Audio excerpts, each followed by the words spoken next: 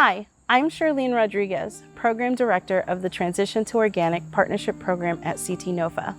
And I'm Jeremy Pelletier, Executive Director of the Connecticut Northeast Organic Farming Association, also known to our friends as CT NOFA. Across Connecticut, farmers are doing incredible work, growing food in ways that care for our land, our communities, and future generations.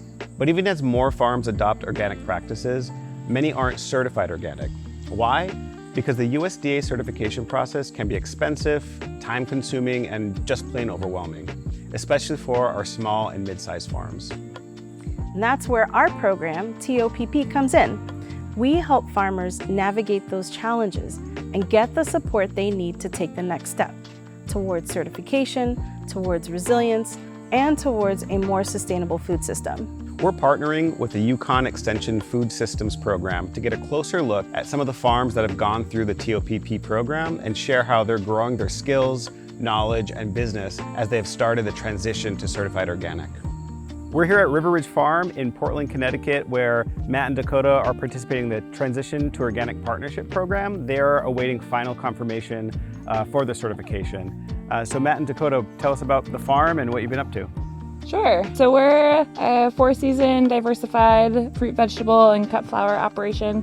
We have our location here, and then we have 57 acres in Cheshire that we just started leasing this year. And then we also lease a farm parcel in Glastonbury. I think we try to take a holistic approach to growing food. We're trying to grow really high quality produce, but we're also not only looking after the environment, but we're looking after employees and trying to build something that is makes you feel good about eating. Why was it important to pursue organic certification? The simple and honest answer is more money. We can get a higher markup on our wholesale availability. So we're getting maximum dollar value direct to consumer at our farm stands and farmers markets. But if we're trying to get into the wholesale market, the difference in price you get per pound between conventional and organic is Pretty stark. Yeah, it makes it actually worth it for us to pursue wholesale growing. So you've been practicing organic practices for a while, and then we started this Transition to Organic Partnership Program. How did you hear about it, and what made you decide to sort of pursue that? We just know a lot of people in the agricultural scene, so I'm on the board for the New Connecticut Farmer Alliance. Dakota's on the board of NOFA. We know people in the circle of ag world, but I would say that for someone else to hear about it is to try to find and get connected with those groups and organizations that are trying to help farmers, because they're the ones that hear especially about all of the programs first and are trying to find as many farmers as they can for these programs. So if you're a new farmer in Connecticut, a few organizations to reach out to immediately would be CT NOFA, the Northeast Organic Farming Association of Connecticut, NCFA, the New Connecticut Farmer Alliance, and Solid Ground, a UConn program. Can you talk about some of the challenges of transitioning this property to using organic methods, then also now becoming certified? Part of our apprehension on getting certified was feeling intimidated by the fact that, especially on this property, they'd been farmed conventionally. The surprise was once we went through the process, we realized that didn't actually matter to the certification process as long as we would have things on paper that were in transition.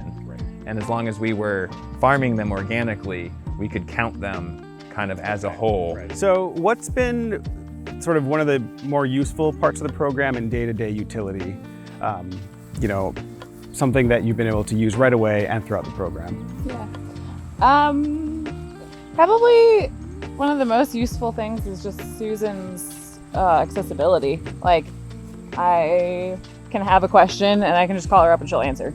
If she's in the field or, which is really helpful when you just have a very small question. Yeah. There were a bunch of times this winter when I was doing the application, and I would have a question that could be answered in 30 seconds. But if I didn't have Susan, I'd have to send an email to Bay State and wait for a response. And on Monday. Yeah, exactly. So now that the TOPP program exists and you folks have went through it, do you see other farms who practice regenerative ag, like you folks have done for so many years, will also utilize this program and potentially become certified organic as well? Yeah, I mean, I think that maybe our story is a good example of why, because I think even if you don't think you need it now, if you're gonna grow to a certain size, if there's a new certification that comes up for regenerative, it's very likely you're gonna have to go through the organic certification process anyways. Because TOPP exists and it makes it so streamlined and easier to get certified, like use the program now, get to that certification level, and then if you feel like compelled to then go above and beyond when that comes up. Or if you just are gonna get bigger and grow the farm out, then that's one step you don't have to worry about since you're already certified. So why is it important to have more certified organic products available in Connecticut? And not just certified organic, but local certified organic, farms in Connecticut growing organic? I think this state is somewhat of an outlier in New England, at least, in terms of we're not necessarily very focused on local agriculture. I think it's something to do in the summertime, but it's not necessarily something people are thinking about in terms of how to feed themselves and their families. Right. And so people that are going to the grocery store looking for organic products can maybe find ways to get to those local farms through having certified organic farms in the area. And when we are able to grow the agricultural industry here, it grows the state. We're able to be more self-sufficient, more of our dollars stay in the state. Yeah. We're able to become better overall by building a local food system that benefits everyone. Dakota and Matt are great examples of what we hope to see more of here in Connecticut. Hardworking farmers growing a range of certified organic products for their community with respect for the soil, water, and land on which they grow. They are as much land stewards as they are farmers. This program helps make getting organic certification for your farm easier with the help of CT NOFA. If you're considering getting certified, you don't have to do it alone. CT NOFA has resources, mentorship opportunities, and personalized support, all at no cost to you. Visit the Transition to Organic Partnership Program page at ctnofa.org to learn more about becoming a paid mentor or getting free hands-on help with your organic certification.